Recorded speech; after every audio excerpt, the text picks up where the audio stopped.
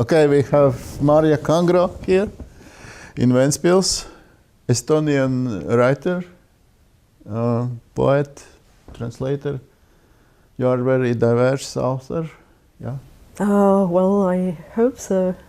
Looks like that. Yeah, but deciding by the fields in which I have been active, yes, you can say so. But you started as a translator and then you converted into poet, which is an interesting way to do. Sometimes, more often, I think poets start to translate something just to survive, but you had the opposite scenario. Yes, I think first I started translating just because of money.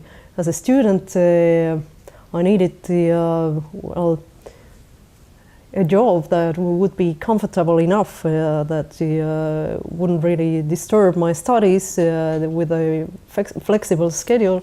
So I started to translate, and first it was just what the publishing houses gave me. So I translated anything. Yeah, but later on I started to choose more and more, and then at a certain point I already felt that okay, I have been translating other people's works for such a long time, and actually I asked myself, am I any worse than these people that I'm translating? I could create something myself. And so it was kind of a reaction. Yeah. I think so. Yeah, kind of a narcissism made me finally write my own stuff. But you translated Umberto Eco and some nice Italian poets and. Yeah, I have translated quite a few Italian poets. Well, starting from the Middle Ages, Jacopone da Todi, and then I have translated their classical poet Leopardi, and then very many contemporary Italian poets, and they have all influenced me as well, I think. This is also important. It's something like well, a workshop for yourself, that you don't get too isolated in your own world, but you're always like in a communication with other people as well, other creative minds. Yeah, which is in modern literature, it's sometimes hard to find where it all goes, and then it's easy to be isolated if you don't have some links, or if you don't see connections. But yeah, I think this for that reason it's also important to write some reviews or some criticism every now and then. Just to get deeper into other people's minds and their way of thinking. Because I feel that if I've been just writing my own stuff for a long time without like getting any deeper into other people's works, it gets to be kind of monotonous or boring, or I have to get fresh blood for somewhere else. Yeah, and on Estonian literature page, I found that your poetry is called not only intellectual, but also the nice word irritating, and I was surprised. Because on official level, like irritating poetry. Was it misprint or no? Oh, why? What they meant by it? Why should it have been a misprint? No, it was. I think they meant it quite straightforwardly. So, well, irritating in the sense of some provocation, probably. Yes, I like to write things, and I even think that this is the right thing to do, to write things that would challenge the reader, that would make the reader feel uncomfortable. I mean, but I think this tradition of being irritating or kind of provocative is also much more widespread in Estonia than it is in Latvia, probably. We have poets who, make whole collections of poetry out of offense and insult towards other colleagues. With what means? Where is that irritation? The irritation is usually, of course, I'm not really directly insulting anybody. People, no, not really. But this may happen when I'm kind of challenging their world, their picture of the world, or some sanctity, some holy concepts, and like, when I'm for example, some holy concept. Everything connected to the national identity, for example, these sanctities, and of course any kind of cultural stereotypes, gender roles, whatever. Mm-hmm. And I also, sometimes like to scare people in my poetry a little bit, just to make things sound strange. Or thanks to Maarja Greenberga and publishers, Rose publishers, there is your novel Glass Child is published in Latvia. So readers in Latvia, some know you because of that book, and sometimes I have a feeling that because of Maarja, we know Estonian literature better than Estonians know Latvian literature. Oh yeah, Maarja is like a real gift to the Estonian culture, because I also think that mostly she's like a very good filter for Estonian literature.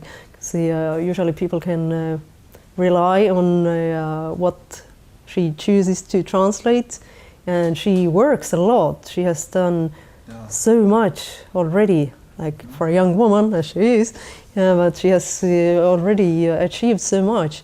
And of course the other person is Gunārs Godiņš, who is doing quite a lot. But I'm very thankful to Maarja that she translated my documentary novel. Because in Glass Child I found that very nice language, how to speak about problems, that it's not over emotional, it's not like women's magazine language, but it's very sort of straight. I think that it's a sort of ideal modern language for that. Oh, thank you. This sounds like a it's sort of huge compliment to me. I wanted to say that it's sort of a small compliment, but what do you think? What did that book do with to yourself? Did it help you? Of course it did. Yeah, certainly. Writing about it had a therapeutic effect on me, because this topic, like losing a child, discovering that something is wrong with the fetus during a long-awaited pregnancy, it's a serious thing, and it's this kind of trauma work is very important, I think, and the writing helps a lot. Of course, it was like, but I think partly it was for my own reasons that I wrote about it, but then I started to hear from so many people that they had experienced something similar, and very few of them really had dared to openly speak about it, because it's still something like not really a taboo, but it's something that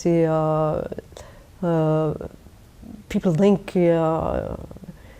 may affect the image that they have in the eyes of the others, or may yeah, it's a fear that I'm not okay. Yeah, I'm not okay, of course. Yeah, it's like okay, and something is seriously wrong with me if I have an offspring who has a developmental disorder or misdevelopment. So it's like it's a sign that something might be very deeply biologically wrong with me too. So I then heard from some couples that when something like that was discovered, then the other, either it was the man or the woman, told the partner not to talk about it to anybody, not even to friends. So people sometimes are really afraid of expressing themselves, and so I felt that this was something that had to be spoken about publicly in our society. What was absolutely astonishing that you published everything with real names. In this documentary novel, yes. In my short stories, I have at least changed the names, sometimes a little bit of the events as well. But yes, I somehow felt that this would make it more accessible and then and more kind of vivid for the readers. That if they knew that this is a purely fictional story about somebody who has had this ugly experience, then they would think that, oh yeah, okay, but maybe it was purely invented. Last theme what I wanted to open is this Baltic countries or Baltic Sea countries relationships, and there are times when you are really living with your book, but then there is something wider. You need to meet other people, and in beginning of 90s it seemed that Baltic writers will collaborate more than it's now. Yeah, well, they even established this Baltic Assembly Prize, which hasn't really worked so far, with the idea of translating the award-winning books into the two other Baltic languages. Maybe some Pan-Baltic magazine. Yeah, this would be very nice, but I'm really happy that now there is more mobility between, literary mobility also between the three Baltic states, and there are now more translators, also young translators from Latvian into Estonian. It used to be always like in the other direction, from Estonian into Latvian, but now there are quite a few young promising translators like Aive Mandel, Kontra, of course, who is I think quite famous in Latvia. Kontra is reading my book, I know. Mikk Greens, who is half Estonian, half Latvian. And, so we have a hope too. Yeah, sure, of course. Yeah. So, and the next book will be? The next book is a poetry collection that I just finished here in Ventspils and sent away to my editor. So he's reading it now. And well, then I have a couple of articles and short stories to work upon here. Yeah, I want to. And this poetry book is moving where? Again, the new territory, yeah? In a way, yes, but it's of course, yeah. There are political themes as well, and I think this political and social poetry is also something that that is like more visible in Estonia, or is more prominent, has a more important role. It used to be like the mainstream in the mid 2000s. It was like most of the poets who probably debuted, for example, they came out with of course, Strange. angry naturally. Yeah, I mean, in this respect I'm also angry, but I'm more like a commentator. I think that it's like there is no personal anger. Yeah, right, maybe that's kind of every now and then there is like this cynical social sharpness, but I don't really feel that I personally can be angry at something. And we Latvians sometimes we somehow think here that political writing makes a poetical qualities like or something like that. Which is I know about this idea. Which is not maybe true. No, I don't think so. No, but it's anyway there is always a political element. Even in love poems even in love political, poems or impressionistic nature poems, or whatever, everything is political, and even the question to be or not to be is political, as Wisława Szymborska already wrote